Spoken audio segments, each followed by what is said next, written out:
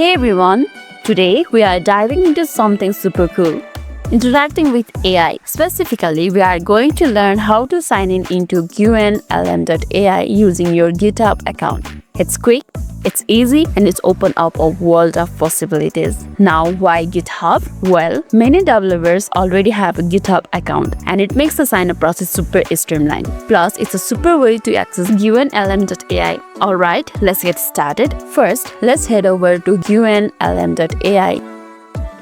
And this is the home page. Here you can see an option for login. Tap on it, and this is the login page. Here you will see a few different login options. We are interested in the one that says continue with GitHub. Click on that one, it's over here. Now GitHub will ask you to authorize Qwenlm Ai to access some basic information. This is totally normal and allows you to connect your account. Take a quick peek at the permission it's asking for. It's over here. This application will be able to read your private emails and read your private informations, user data. If you are happy with it, click on authorize Alibaba-OSS.